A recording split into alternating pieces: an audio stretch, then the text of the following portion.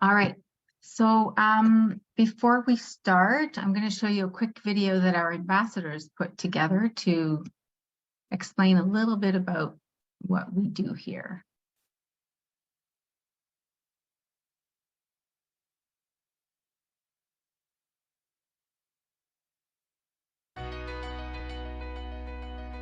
The Montreal Centre for Learning Disabilities is a non-profit organization. Our mission is to provide support, understanding, and resources to people of all ages affected by learning disabilities, ADHD, and mild autism.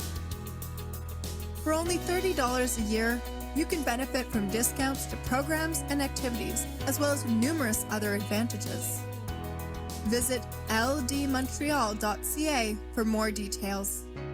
Thanks for your support.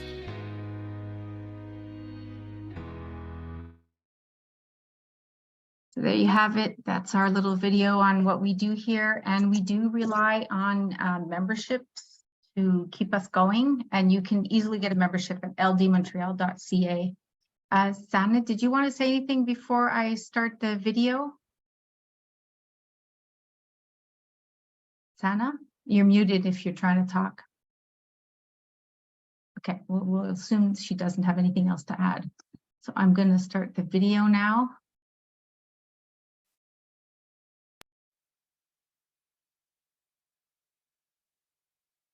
Hi, my name is Pam Weiner, and I am the Vice President of the Montreal Centre for Learning Disabilities.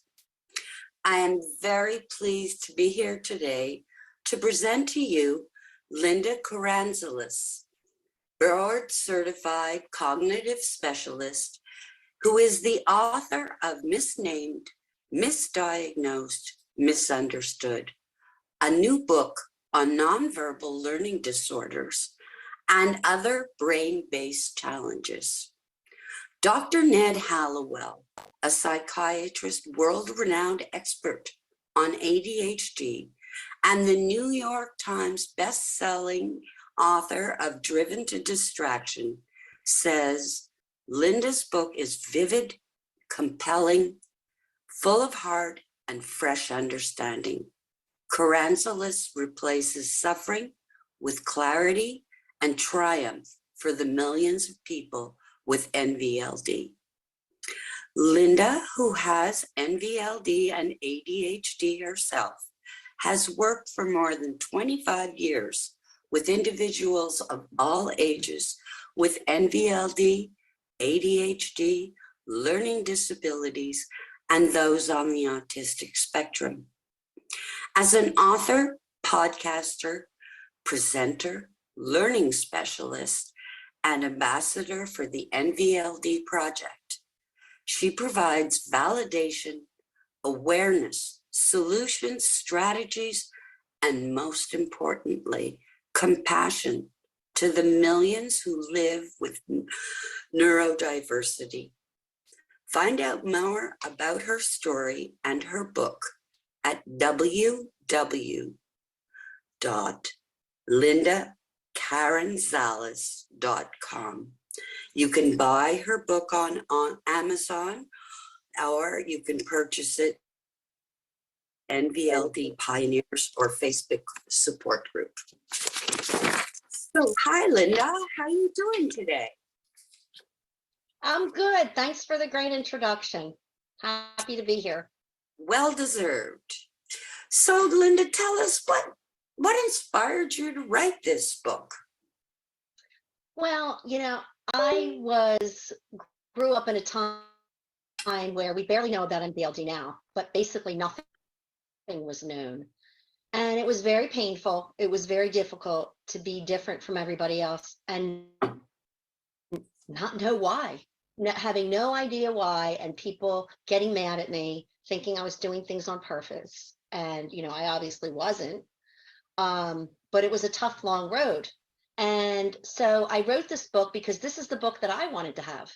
And I didn't want other people to suffer like I did. So I kind of felt like a pioneer, I say, because I was on uncharted territory. And before I could help anyone, I had to help myself. And I had to figure it out. I'm very passionate and I have a strong drive. And so that's what I did. And that's why I wrote the book. And like I said, it's kind of like for me a manual to life that I didn't get. So I want to give this manual to other people so that they can live and cope better and have their best life with NVLD. And it's, you know, it's not just NVLD, like I have ADHD with it. And some people have it alone with other neurodevelopmental disorders. I don't like to say disorders, but unfortunately we have to say that to identify it. So I wanted to, that's why I wrote it, and to help people.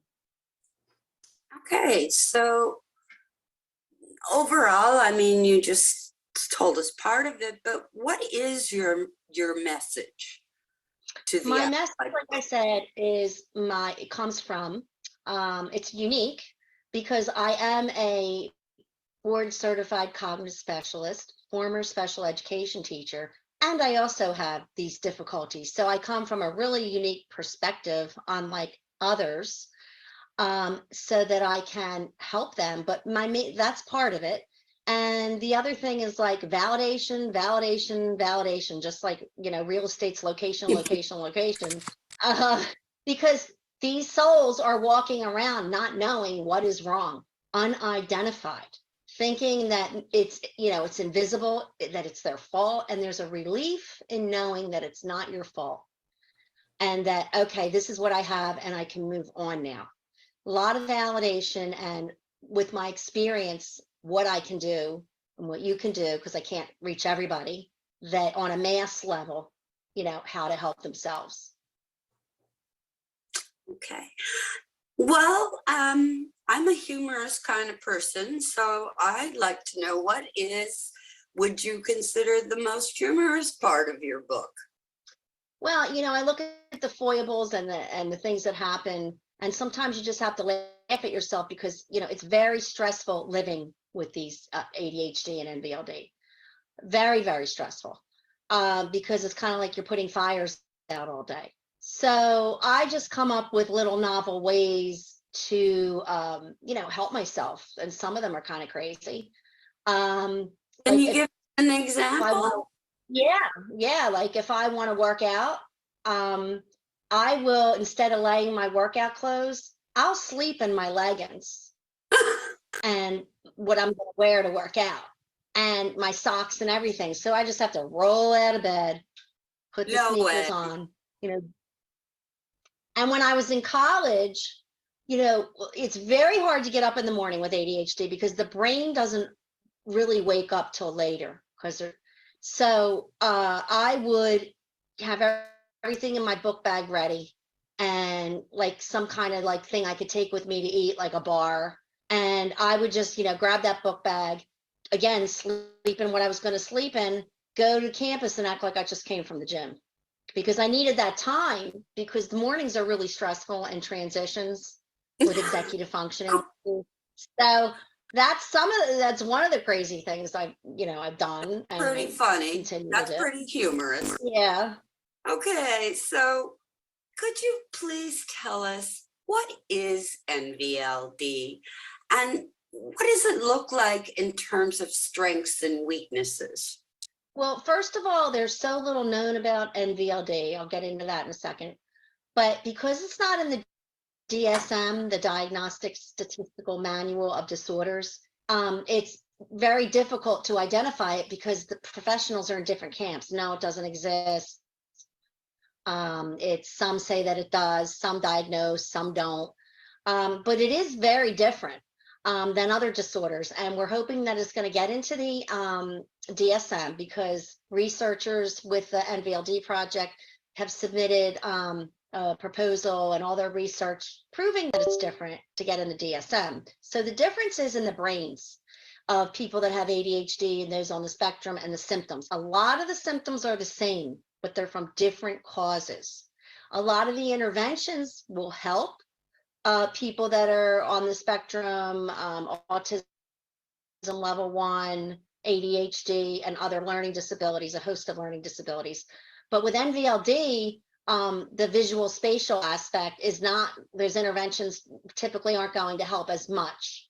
So it needs to get in the DSM, and that's why it's not really known. And the brain, they found that it's a right hemisphere weakness of the brain that connects to the left hemisphere. And so it's kind of like when you have wires and they have that coating around them, you know, that wears off the sheath around there, and it's the connection. And you actually have smaller splenium. Now, people on the spectrum, autism level 1, they have, they're very good in visual spatial processing. So that's one of the differences.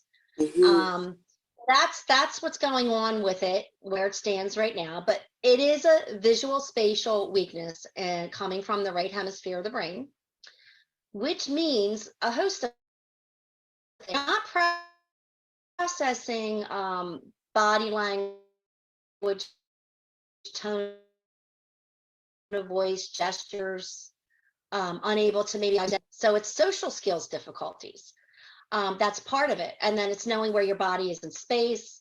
Like I'm always bumping into things all the time. Reading a map. Yeah.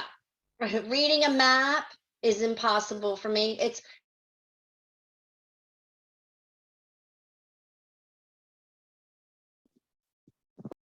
interpreting, analyzing, and making sense of what's coming in visually. Not that you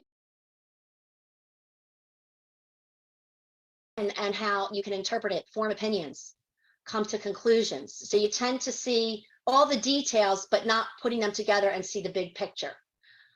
So there's a lot of, and math is usually very weak. Now, not everybody fits this profile. It's not a cookie cutter diagnosis. It's like when you met one person with NVLD, you've met one person.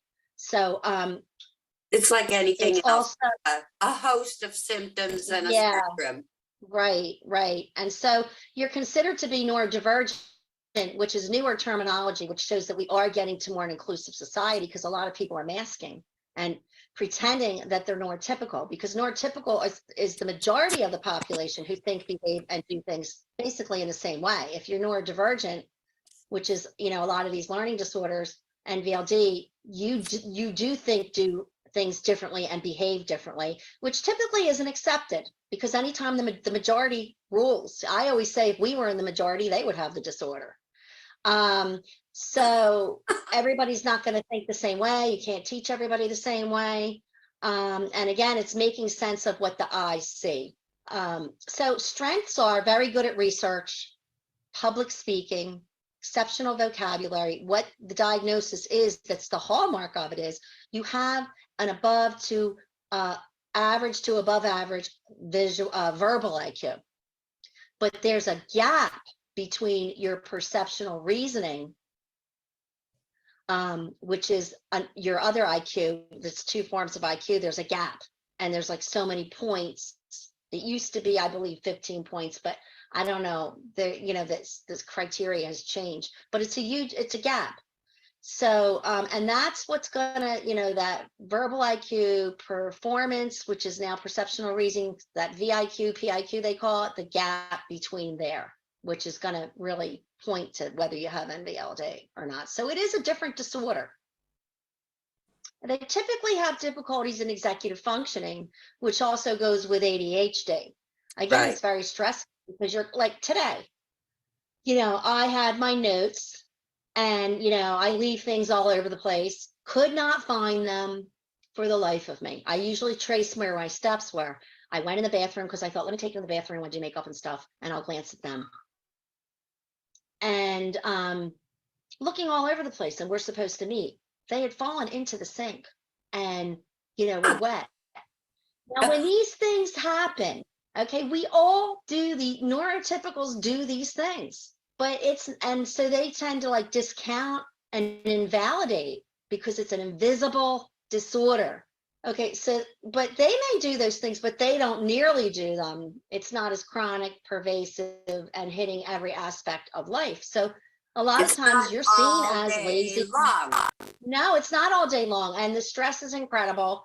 So they don't, a lot of people do not validate it. Now, what's interesting is our medical, it's a stigma, because But if you're in a wheelchair, people will accommodate you because they can see it. They're not likely to accommodate you. I mean, I'm well spoken. Look at me. Do I look like I need accommodations? No. I don't have two heads. You know, I'm not in a wheelchair with you know, the majority of the population of, you know, people with NVLD and these invisible disorders. So you're not going to get as much help as if it were visible, but the medical is respected. So you can't see somebody's pancreas if they're having trouble with that. You can't see that somebody has diabetes.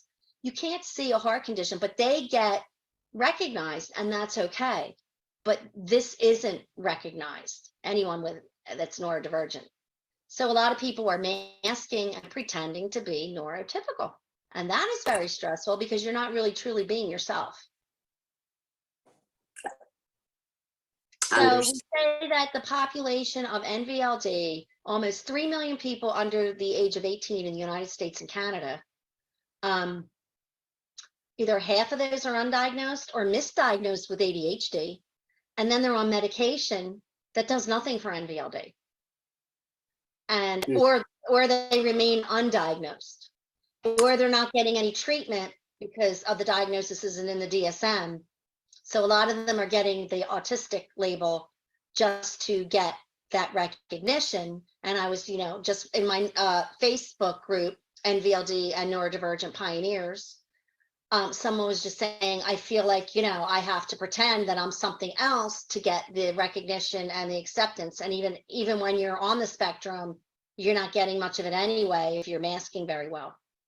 So it's, you know, very misunderstood, misnamed, and misdiagnosed, which is the book, because it's misnamed because the first thing people are like is nonverbal learning disorder. I've had teachers say to me, well, you talk, you're very verbal, but it's nonverbal communication that that you're not getting. And it's very, when you're not understanding what people are saying, you know, they may not understand that you are, you know, as intelligent as you are. Well, we touched a bit upon Because it has this, nothing but to do I with was it. going to ask if you can give us an example that affected your negative everyday life. I mean, would you like to expand on that, or move along? You know, a lot of depression and anxiety goes with it because you're not, you're not validated. And so when you're not understanding what people are saying, or you're not getting jokes and you're kind of faking it, or you're not getting what they're saying, it's, you know, it's kind of heartbreaking because there's many different studies, but one of them is that 93% of communication is nonverbal. Only 7% is verbal. You're only getting 7%, so you're going to be literal. It could be embarrassing because you're very literal, because the nonverbal communication changes the complete meaning of the verbal words. So people, you know, that, can you imagine what that's like? It's like you're walking on jello. You don't know, do they like me? Do they not like me? Should I leave? Should I not leave? Should I do this or should I do that? Should I tell them I don't understand or not? What are they going to think? It's constant anxiety. There's a lot of anxiety through the roof with it. So those are, I mean, there's a lot of examples in the book of situations that, of course, now off the top of my head, I can't think of them. I have examples in there. And then I have examples of my clients, like profile, composite. And, you know, one of the things is like with the Tulip Story. That's a big thing in my book, and that's on my website. When I knew something was wrong, was when I picked my mom's from Holland, and so she loves flowers, and we had tulips, and I picked them at the tops of the heads, and I gave them to her. And, you know, she really wasn't happy, but I did not pick up on the nonverbal communication. She was just like, I went by her words. Well, we're okay. I like them better in the ground. She was being positive, but I'll put these in bowls around the house because I wanted to please her. And so she thought I understood you know, you're not supposed to do that. The next day I finished the job off and I got in trouble because she was like, you know, you're not supposed to do this, blah, blah, blah, blah, blah, blah, blah. And I got in trouble. And I felt ashamed because I knew something was wrong. And then my father would always say, you ask a lot of questions, because people with NVLD ask a ton of questions because they're not getting it. And words are our world. So that's how we're coping, like you're wearing eyeglasses, you know? And so I would ask a ton of questions, and people don't like it when you ask them questions. They feel that you're challenging them. I mean, I have strategies for all this. So I was very gullible. And one time in school, and it's like, you should know these things. Like, my mom thought I was old enough to pick up on that.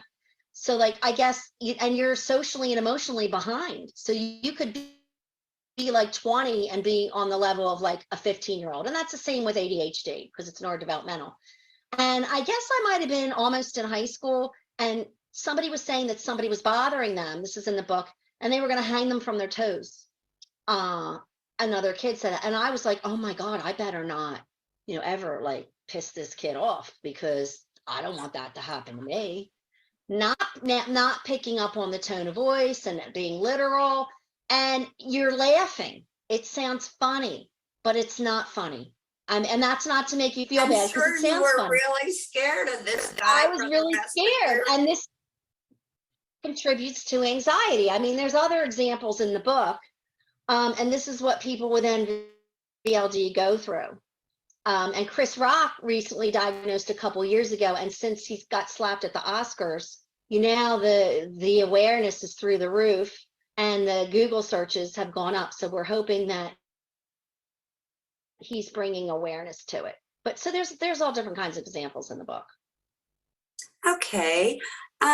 Speaking about your book, where can people find your book and more about you?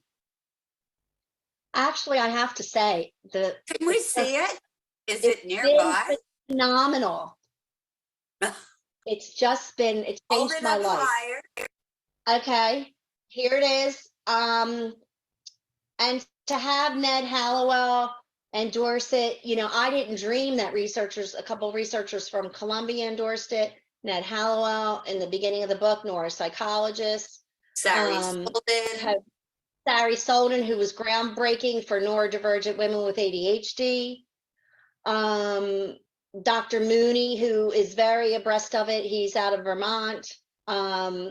It's all in the book. The people are going to my in my pioneers group. They're just holding up pictures of the book. They're starting to put them up on the public page. This has changed my life. I haven't gotten there yet, but I will.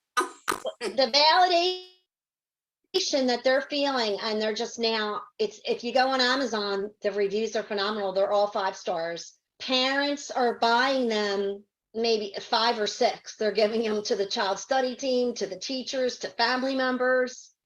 It's more than I ever dreamed of, because I live for this, and this is my passion. This is my cause, and I don't want anybody to suffer. Thank you, so it feels really, really good to have this very well received. You, Linda. Thank you. Thank you. Now, you mentioned the NVLD Project. What is your connection to the NVLD Project? Well, their primary focus is to get this in the DSM. My connection is, as an ambassador, is to NVLD awareness, because that's what we need.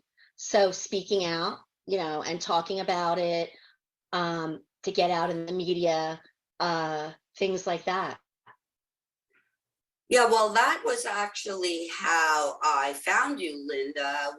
I was looking at the NVLD Project, and then saw a YouTube video of you talking about your new book. And I said, I have to have one of those. Yeah, I have a lot of YouTube videos. I have a podcast. I get a lot of good feedback from that, because the book is not clinical. It's got some science in it. It's got stories in it. It's got strategies in it. Anybody could pick this up and read it. So yeah, a lot of people resonate with what I have to say, and so they're feeling less alone, Okay, I think the only thing I missed, which was not terribly important, just a curiosity. Do women suffer more from NVLD than men? No, Amy Margolis has done a study on that, and it's a 1-to-1 ratio between male and females. Okay, so it's not like ADHD, right? okay, Where which we're boys- not sure of anyways, because we don't know how many undiagnosed females there are. Right, and with ADHD, that's another point where the difference is that's a lack of brain chemicals like serotonin and dopamine.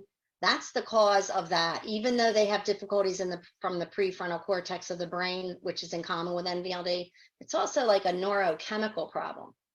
And well, that leads me to a question, Linda.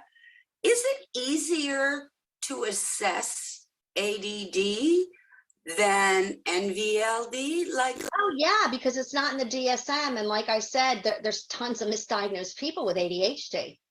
but I mean, you include a checklist Oh yeah, I have. in your book. Yes, and I remember Which that's is- what you really identified with. Yes, very much so. And it's just like, there's no real test for ADD either. I mean, it's a lot of observational. So It's observational. It's also, you can look at the executive functioning skills and see where they are. But I put in the book, I have a screening, I have a questionnaire for adults. Because this book is for all ages, because I did not want to leave adults out of it. And parents really like that because they are seeing what they're headed for. And, so by reading it and doing this, you can take it to a clinician. I put it in the front of the book because usually these things are in the back of the book, but because so little is known right in the beginning to see if this is something that you're struggling with. So there's a check that it's like the domains, the areas that are affected, and then it's like into these screenings that you can take somewhere like because you have to have a diagnostician, and you have to find one that understands it. knows about it. And I think that right. that checklist in itself is not only good for the person who is reading it, but as you said, to educate the professionals who don't know that much about it. At least you can go with this checklist and say, here are all my behaviors. And this is what I believe they are. Right. Well, that's a good point too, because you take that to a diagnostician, but you have to make sure they understand MCLD. And I'm having people have the therapist read the book because therapy, and that was one of the things that messed me up. Nobody really believed me that I struggled. I mean, I was teaching, and well, you're fine. Even the therapist, and if you get the wrong, most therapists aren't aware of neurodivergent difficulties, and it can be misdiagnosed as borderline personality disorder because of the anxiety and the things that you're struggling with. So there's a section on therapy, because if the therapist doesn't understand it, it could do more damage than good. So it's how to find a therapist and what works, what doesn't work. And so a lot of people are giving it to therapists as well, and guidance counselors. Choosing a therapist that understands is important, I believe, whether you have ADD or NVLD, because we know too well that women are being misdiagnosed with depression instead of ADD. And so they're being put on antidepressants instead of stimulants, which is exactly the wrong thing for them. So here you're repeating the same thing all over again. Well, and especially if you're ADHD, it can cause depression if you're unidentified because you're not productive. You're putting fires out all day. You're going to get depressed. So if you're on an antidepressant, it's a byproduct of it, unless it's genetically runs in your family, depression, but it's going to cause depression. Absolutely. Because life is a struggle. Life's a struggle, and people hide it. They hide it. And internalizing it is not particularly good for you. No, because you kind of feel like you're dumb or stupid or it's your fault. Now in the book, I have. I meant physically for your health. Yeah. Not only mental health. Exactly. Because you can get ulcers like I had gotten. I became school phobic.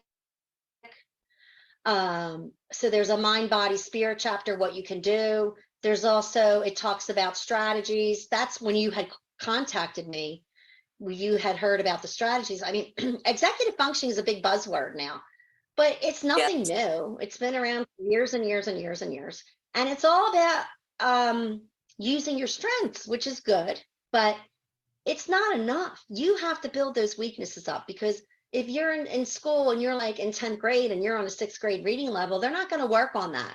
Or No. now, you know, or whatever, in math, because they will, you have an IEP, but you never seem to catch up. So you really have to work on the true executive functioning skills, which are not accommodations. They're working on long-term memory, active working memory, auditory, visual processing with NVLD.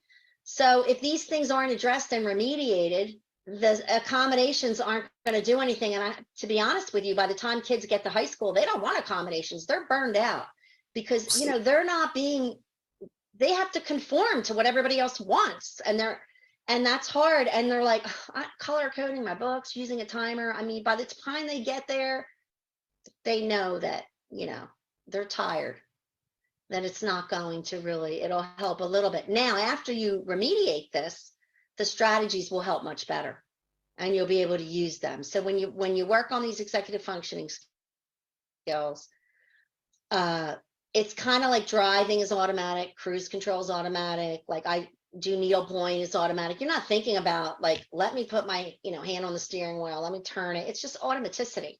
And you're thinking about, you know, oh, this is my grocery list. So, you know, it's called brain training, but you have to be careful because there's a lot of programs out there that, you know, they'll take your money and it's not going to do anything. So it has to be done the right way. And you speak to that in your, I know you speak to that in your book. Yeah, and that's what I do with people, with a lot of parent training as well, because you don't get a manual for a kid like this. And parents are at a loss as to what can I do? And a lot of kids are acting out and getting misdiagnosed as oppositional defiant disorder. But if you were struggling that much and all the adults around you were expecting you to do things and not recognizing why you can't do them, you know, you get a chip on your shoulder and you go into self-protection mode and, you know, because you're misunderstood. But there are things that you can do, you know, and that's the great thing about it. Yeah, it must be. I mean, I know it's difficult because you present as super intelligent because you speak so well and you have such a good vocabulary. Very good speakers. And people look at you and they don't understand what's the matter with you. Why can't you do this? It's so simple. And it's kind of like, I forget, one of the researchers said this, it's, you know what, it's not what's wrong with you, it's what happened to you. And then you go into this all post-traumatic stress, you know, because of the way that you're being treated. You know, I've been shamed by teachers, and that's why I became a teacher. So then all this manifests in the body, and, you know, you can have a lot of, you know, PTSD, which is a byproduct problem of trying to conform in society, you know, of coping with it. So that's a shame. That's why we need awareness. So we don't have to like Ned Hallowell had said when one of the reviews on Amazon that this book will save you years in advance. And Dr. Mooney said that because now you're going to have the awareness. You're not going to have downward spirals that are going to affect the rest of your life because, right. And that's what the book's doing for a lot of people. Well, Linda, from a personal standpoint, I have to say, I thank you for writing this book. And, but I'd like to say to our audience out there that it's a wonderful book that Linda has written. If you think that you might possibly have nonverbal learning disorder or your child, or someone you know, I would definitely recommend getting Linda's book just for going through the checklist and then reading it through for the rest, for the strategies and the understanding. But it is really comprehensive, and it put the pieces of my life in perspective. And I thank you very much for that, Linda. And I thank you for being here today and sharing this with our audience. I mean, we need to get this information out there, and that's what the MCLD does. We disseminate the most current, up-to-date information to help parents and kids who are struggling with learning differences and neurodivergency. So thank you once again. And we hope we'll have you back again. Yeah, and I just wanted to say, for the awareness, you can go to my website. Everything is, all the social media is on there, and the support group not only helps NVLD, but people that are just neurodivergent. So all that stuff is on my website, and that's just my name, if you can spell it. It's a mouthful. It's LindaKaranzalis.com. And then there's a link to my learning center on that site as well, what you can do about it. Thanks for having me. I really appreciate it. And since Linda's put her book out, she's been inundated with requests. So that's why she wrote the book, because that's why I wrote the book. She can't help all the people that want her help. But there's something that's going to be coming that that I'm working on. It's going to help a lot more Let's people. surprise them. I will talk about that. Yeah. Okay. Okay. Thanks again, Linda. And giving me the opportunity. Thank you. Bye. Bye.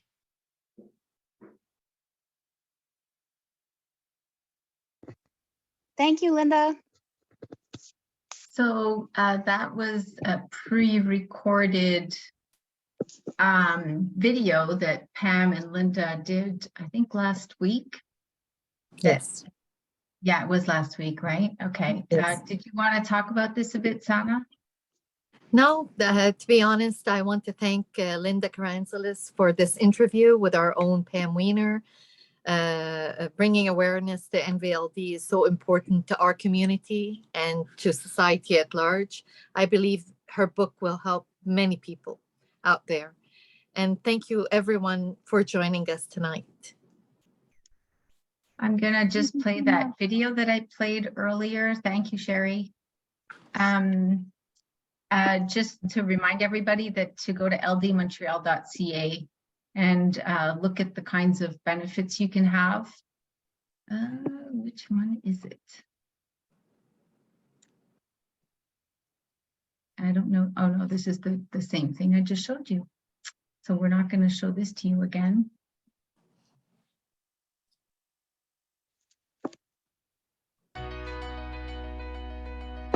The Montreal Centre for Learning Disabilities is a non-profit organization.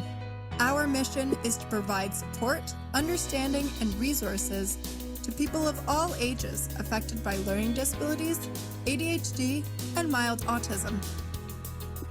For only $30 a year, you can benefit from discounts to programs and activities, as well as numerous other advantages. Visit ldmontreal.ca for more details. Thanks for your support.